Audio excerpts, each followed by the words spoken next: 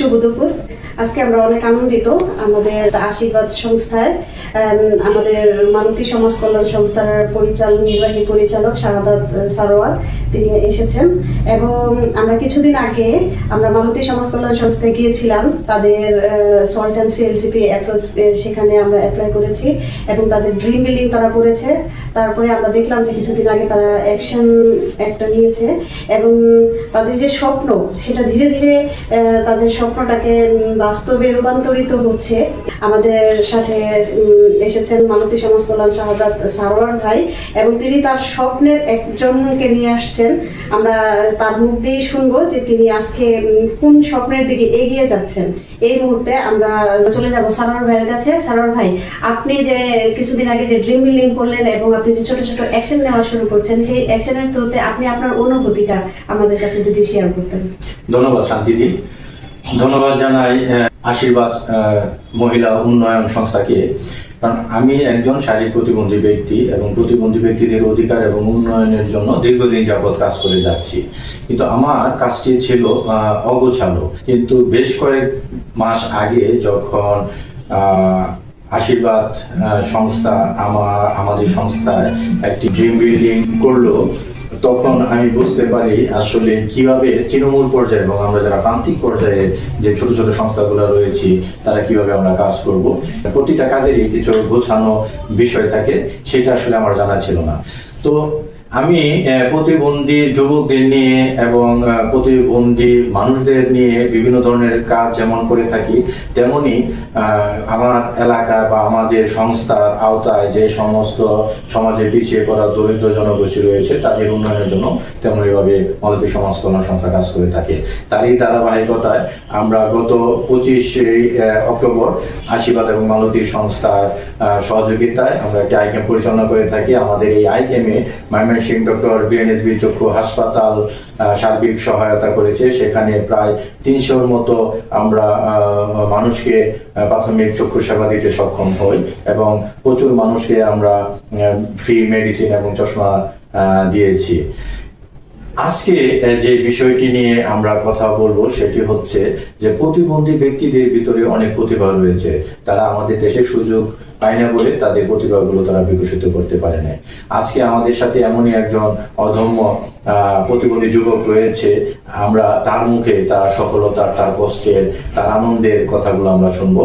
আমাদের সাথে রয়েছে মোহাম্মদ সোহেল মিয়া, তার বয়স 19 বছর। সেও একজন শারীরিক প্রতিবন্ধী ব্যক্তি। আপনারা দেখতে পাচ্ছেন জন্মগতভাবে তার দুটি হাত অসম্পূর্ণ, কিন্তু সে থেমে যায়নি। সে তার পরিবারের একমাত্র ছেলে সন্তান, তার দুটি বোন রয়েছে। তার বাবা একজন দিনমজুর।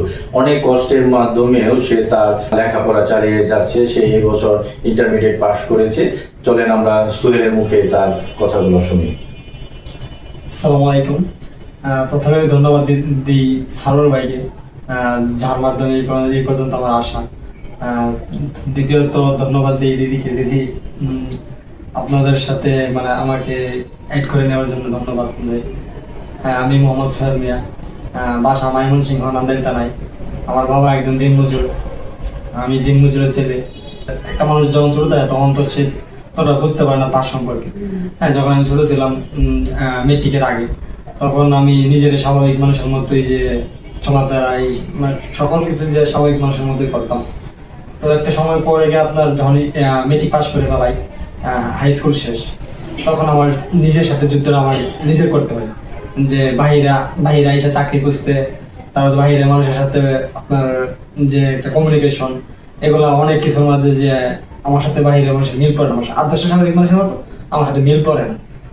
বলতে আমি প্রতিবন্ধী মানুষ, একজন মানুষে দেখলেই যে যদিও তারা আমাকে যাচাই না করে বলে যে একজন মানুষ দেখলেই বলে যে তুমি ওইটা পারবা না, এটা পারবা, এটা পারবা না, ওইটা পারবা না। তো ওইটা হচ্ছে আমার দুর্বলতা, যে আমি পারা সত্ত্বেও, আমার ভিতর থেকে পারা সত্ত্বেও যে আমি তাদেরকে প্রমাণ করে দেখাতে পারছি না। তখন আমি কষ্ট পাইতাম, যে একলা বসে থাকতাম, চিন্তা করতাম যে ভবিষ্যতে কি করবো। আমার শিক্ষাগত যোগ্যতা থাকার পরেও আমার যে রুমে সহপাঠী আছে তারা ঠিকই চাকরি করতেছে, কোনো কর্ম করতেছে, হয়তো ভিন্ন কাজ করতেছে, কিন্তু আমি তো কোনো কিছু করতে পারতেছি না। তো এটা নিয়ে আমি সবসময় হতাশা ছিলাম, হতাশাগ্রস্ত, যে মানসিক ডিপ্রেশন রাখতাম যে বাবা বুড়া হইতেছে, বাবা দিন মজুরি করে আর কতদিন, বাবার তো বয়স হয়েছে। তো একটা পর্যায়ে পরে আমার স্যারের ভাইয়ের সাথে দেখা হয় ঢাকা তাজউদ্দিন শহীদ ইন্ডোর স্টেডিয়ামে। তো এখানে ভাইয়ের সাথে কথা হয় যে ভাই বাইরে আমি সবকিছু খুলে বলি যে আমার সম্পর্কে, যে ভাই আমার এরকম এরকম, যে আমি এরকম ডিপ্রেশন থাকি। হ্যাঁ, ভাই আমাকে আশ্বাস দিল। এখন উড়ন্ত পাখির মতো লাগে যে নিজের, এখন আমি মনে করি যে আমার সামনে অনেক সুন্দর ভবিষ্যৎ আছে নিজেকে তুলে ধরার মতো। আমি নিজেকে ভবিষ্যতে অনেক দূর এগিয়ে নিয়ে যেতে পারবো। আচ্ছা সোহেল, আমরা যেটা জেনেছি তুমি বাংলাদেশ প্যারা অলিম্পিকের মাধ্যমে আগামীতে তুমি দুবাইয়ে যাচ্ছ, তো এই বিষয় সম্পর্কে তুমি কিছু বলো।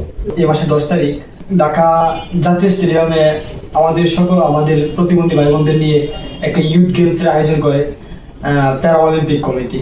তো ওই জায়গায় আমি পার্টিসিপেট করে ওই জায়গায় আমি তাইকোন্ডোতে চ্যাম্পিয়ন করি। তো এখান থেকে আমাকে সিলেক্ট করছে যে তাইকোন্ডোতে বাংলাদেশের হয়ে নেতৃত্ব দেওয়ার জন্য দুবাই যেতে। ওইখান থেকে বলে যে আমাকে পাসপোর্ট রেডি করার জন্য। তবে আমি পাসপোর্ট রেডি করে এখন আমি দুবাই যাওয়ার জন্য আমি প্রস্তুতি নিচ্ছি। তো আমাদের এখানে তো আর সেরকম কোনো সুবিধা নাই। তো আমার গ্রামে আমার নিজের মতো করে আমি প্রস্তুতিটা আমি সারতেছি, যে আমি নিজে একলা প্র্যাকটিস করি, নিজে একলা মানে যাই করতে পারি। আচ্ছা, এই যে তাইকোন্ডোতে তুমি চ্যাম্পিয়ন হয়েছো যুব গেমসে বাংলাদেশে, এই তাইকোন্ডো খেলা তো আগে তুমি খেলতে না? হ্যাঁ, এই তাইকোন্ডো খেলা আমি আগে খেলতাম বলতে আমাদের ময়মনসিংহ অঞ্চলের ভিতরে যে এটা আছে কিংবা আমাদের দেশের ভিতরে আছে ওইটা আমি জানতামই না। তো ওইখানে গিয়ে আমার ওই খেলা সম্পর্কে জানা। তো ওইখানে স্যারেরা একটা সাধারণভাবে একটা দিল যে আপনার সাধারণভাবে ওরা আমাদের একটা প্র্যাকটিস করাইছে অল্প কিছু সময়ে। ওই সময়টা আমি কিছুটা খেলা সম্পর্কে জানতে পারছি যে কেমনে পয়েন্ট আসে, কেমনে কি করতে হয়।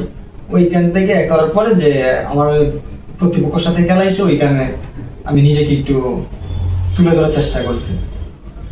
শুধু দর্শক, যে কথাটা আমি আগে বলেছিলাম যে প্রতিবন্ধী ব্যক্তিদের প্রতিভা রয়েছে, শুধু বিকাশের জন্য প্রয়োজন একটু সুযোগ, একটু সহানুভূতি। যে ছেলেটা তাইকোন্ডো খেলা সম্পর্কে জানতোই না, অল্প কয়েক ঘন্টা প্রশিক্ষণে সে যুব ইউথ গেমসে বাংলাদেশে প্রথম হয়েছে। এটা তার গড গিফটেড আমরা মনে করি একটা প্রতিভা। এরকম সোহেলের মতো অনেক প্রতিবন্ধী ভাই বোনরা আছে দেশের বিভিন্ন প্রান্তে, প্রত্যন্ত অঞ্চলে। যদি আমরা তাদের সঙ্গে মিশি, আমরা যদি তাদেরকে সুযোগ দিই, তারাও ঠিক একদিন সোহেলের মতোই তারাও এই দেশকে নেতৃত্ব দিবে। সারোয়ার ভাই, সেই সূত্র ধরেই আমি আপনার সাথে আরেকটি প্রশ্ন করতে চাই। আপনি ঢাকা থেকে এসে আমার সাথে শেয়ার করেছিলেন যে আপনি সোহেলের সাথে একটা কনভারসেশন করেছিলেন, সলভ কনভারসেশন, যেটা আমি আপনার সাথে করেছিলাম, এন্ড দেন আপনি যেটা ট্রান্সফার করেছিলেন সোহেলের সাথে। সেই সোহেলের সাথে আপনার কনভারসেশন করার পরে সোহেলের যে ভিতরের যে শক্তিটা, যে মনোবলটা, সেটা আরো দৃঢ় হয়েছে। সে সম্পর্কে আপনার অনুভূতি এবং আপনি কেন এটা তার সাথে করতে গেলেন? ধন্যবাদ শান্তিদি। আমরা যখন সোহেল যেটা আগে বলেছে, আমরা ঢাকাতে একটা ইভেন্টের ওর সঙ্গে দেখা, ও এত হতাশাগ্রস্ত ছিল। ও এরকম আমাকে বলেছে যে ভাই আমি আত্মহত্যা করতে চাই, এবং কয়েকবার আমি অ্যাটেম্প নিয়েছিলাম। মানে ওর ভিতরে এত হতাশা। তখন ওর সঙ্গে আমি কনভারসেশন করি, বলি যে দেখো সোহেল, আমিও ছোট 1.5 বছর বয়স থেকে আমি প্রতিবন্ধী ব্যক্তি, আমাদের জীবনের একটা অর্থ আছে। আল্লাহ তাআলা তোমাকে এইভাবে রেখেছে, এটা তারই ইচ্ছা। তুমি আজকে এখানে আসছো, তুমি যেটা সোহেল যেটা বলেছে, তার সমবয়সীরা অনেকেই কাজ করে, কিন্তু সোহেল সেটা করতে পারতেছে না। আমি তখন তাকে বলি যে ওই গ্রাম থেকে তুমি যে আসছো, তোমার গ্রামের আর কয়জন এখানে আসছো? তুমি আসছো, কেন আসছো? তুমি তোমার ডিসেবিলিটিটাই তোমার অ্যাবিলিটি, তোমার জীবনের অর্থ আছে, তুমি এত হতাশা হও না, নিশ্চয়ই তোমার কিছু রয়েছে। আর এই বিষয়গুলো আসলে এই সলভ কনভারসেশন, যে একটা জিনিস আমাকে খুবই মুগ্ধ করেছে, সেটা হচ্ছে যে প্রত্যেকটা মানুষের ভিতরে একটা শক্তি আছে। সেই শক্তিটাকে বের করাটাই সলভ কনভারসেশনের কাজ, যেটা আমরা সাধারণ মানুষ বা যারা এই সলভ কনভারসেশন জানে না বা এটার সঙ্গে যারা সংযুক্ত না, আমিও জানতাম না। আমি অনেক সময় হতাশাগ্রস্ত ছিলাম যে আমি কি করব, হ্যাঁ আমি কাদেরকে নিয়ে কাজ করব, আমি সফল হতে পারছি না। কিন্তু আমার ভিতরেও তো একটা শক্তি আছে, কিন্তু সেটাকে আমি দেখি। এই দেখার কাজটায় করে এই সলভ কনভারসেশন, এই সলভ কনভারসেশনের মাধ্যমে প্রত্যেকটা মানুষকে উৎসাহ এমনভাবে দেয় যে একজনকে সাহায্য করা যায়, কিন্তু সেটা কি সাস্টেন করে না। যদি আমি নিজের চেতনা বোধ থেকে আমি কিছু করার আমার প্রত্যয় জায়গায় আমি যদি এটা করতে পারি, সেটাই আমার সাস্টেন হয়। এটা খুব, আমি সোহেলকে নিয়ে গল্প করি, তার এই অবস্থাতে, এবং সে একটা বাচ্চা ছেলে, তার বয়স মাত্র 19 বছর, সে কিন্তু জয় করেছে। সে একা ঢাকা যায়, বিভিন্ন জায়গায় যায়। আজকে যে বিষয়টা আমি আপনাকে বলবো, আজকে আমি বলেছি সোহেল তুমি আসো, যেহেতু তুমি দেশের বাইরে খেলতে যাচ্ছ, তাহলে আমাদের ডিস্ট্রিক্ট যে স্পোর্টস অফিসার আছে তার সঙ্গে তোমাকে একটু ইন্ট্রোডিউস করাই দিই। সোহেল কিন্তু একলা নান্দা থেকে একদম জাস্ট সময়, আমি যখন ওকে টাইম দিয়েছি ওই সময় আসছি, এবং আমরা ডিস্ট্রিক্ট অফিসারের সঙ্গে কথা বলছি, এবং ডিস্ট্রিক্ট অফিসার তাকে বেশ কিছু উৎসাহব্যঞ্জক কথা বলেছে এবং তাকে সহায়তা করবে এই আশ্বাসও দিয়েছে। অনেক ভালো কাজ করেছেন। তাহলে পরিশেষে আমরা যেটা বুঝতে পারলাম যে মানুষের জীবনের চাহিদা অনেক কিছু থাকবে, হয়তো কারো কিছু সমস্যা হতে পারে, সেই সময় যদি আপনি তাকে কিছু সহযোগিতা করেন, সেটা তার সাময়িক একটা চাহিদা কিংবা সাময়িক একটা সমস্যা, তার কিন্তু ওই সময়টাতে সে ওভারকাম করবে। কিন্তু দেখা যায় যে মানুষের ভিতরের শক্তি, এটা জাগ্রত করার জন্য এবং মানুষের ভিতরের হতাশাটা দূর করার জন্য অবশ্যই সলভ কনভারসেশনটা খুবই কার্যকরী। কারণ এই যে আজকে আমরা সারোয়ার ভাইকে দেখলাম যে জ্বলন্ত একটা উদাহরণ, যে তার সাথে যখন আমি সলভ কনভারসেশন করি, তিনি প্রায় সময় হতাশায় ছিলেন, এবং তার হতাশা কেটে তিনি সেটাকে ট্রান্সফার করেছেন সোহেলের মাধ্যমে, এবং সেই সোহেল আজকে যাচ্ছে সেই দুবাই খেলার জন্য। তাহলে একটা মানুষের সাথে যে এই যে কনভারসেশন করা এবং তাকে শক্তি যোগানো, তাকে উৎসাহ দেওয়া, এটা যে কত বড় একটা মানে ভালো একটা কাজ, এবং সেটা যে কতটুকু কার্যকরী, সেটা যদি আমরা কারোর সাথে গভীরভাবে হৃদয়ের সাথে সলভ কনভারসেশন না করি, তাহলে সেটা বোঝা অসম্ভব। তাই আমরা যেন যার সাথে কথা বলি, আমরা যেন হৃদয় দিয়ে কথা বলি এবং মানুষকে যেন উৎসাহ দিই, এবং আমাদের সবচেয়ে বড় কাজ হচ্ছে তার গল্পটা শোনা, তার কথাগুলো শোনা, এবং সেই কথার তাকে উৎসাহ দেওয়া।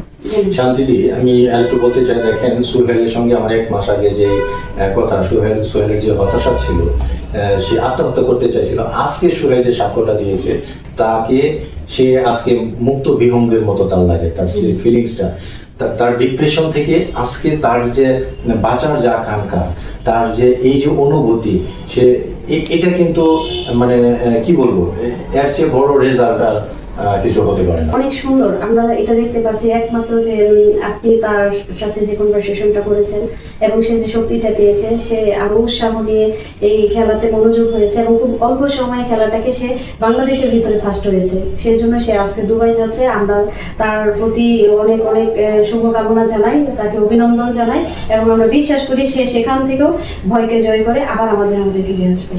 এবং আপনি আমাকে যে কথাটা বলেছিলেন যে কেন আমি প্রতিবন্ধী ব্যক্তিদের স্পোর্টসের সঙ্গে কাজ করি, কারণ দেখেন যে প্রতিবন্ধী ব্যক্তিরা তো মানুষ, তাদেরও অপ্রতিবন্ধী ব্যক্তিদের মতো সমস্ত আবেগ, অনুভূতি, দুঃখ, কষ্ট বোঝার মতো একটি সুন্দর হৃদয় রয়েছে। এবং আমরা যদি বলি ইনক্লুসিভ সোসাইটি, একীভূত সমাজ, সেখানে একজন অপ্রতিবন্ধী যদি খেলাধুলা করতে পারে, একজন প্রতিবন্ধী ব্যক্তির ভিতরে যদি সেই প্রতিভা থাকে এবং তার সক্ষমতা থাকে, তাহলে সে খেলাধুলা করবে। একজন প্রতিবন্ধী ব্যক্তি যদি ভালো চিত্রাঙ্কন করতে পারে, তার ভিতরে যদি সক্ষমতা থাকে, সে সেটা করবে। অর্থাৎ প্রতিবন্ধী ব্যক্তিদের সক্ষমতাকে উঠায় আনাই আমার কাজ। আমি আসলে এই কাজটা করতে চাই যেন প্রতিবন্ধী ব্যক্তিরা একদিন এই সমাজে, এই দেশে সমস্ত কিছুতে মূল স্রোতধারার সাথে সম্পৃক্ত হোক। এই জন্যই আমি প্রতিবন্ধী ব্যক্তিদের স্পোর্টসের সঙ্গে এখন কাজ করছি। অনেক অনেক ধন্যবাদ সারোয়ার ভাই, আপনাদের দুইজনকে। আপনারা আমাদের সংস্থায় এসেছেন এবং আমরা অনেক উৎসাহ পেয়েছি আপনাদের দুইজনের কাছ থেকেই, যে আপনারা যেভাবে চিন্তা করেন, এই দেশে কিংবা আমাদের সমাজে অনেক মানুষ আছে যাদের অর্থবিত্ত আছে, যাদের অনেক কিছুই আছে, কিন্তু তারা ওইভাবে চিন্তাটা করতে পারেন। এবং আপনি একজন প্রতিবন্ধী ব্যক্তি হয়ে প্রতিবন্ধী সমাজের জন্য যেভাবে চিন্তা করেন, যেভাবে হৃদয় দিয়ে কাজ করেন, এটা সত্যি অ্যাপ্রিসিয়েট করার মতো।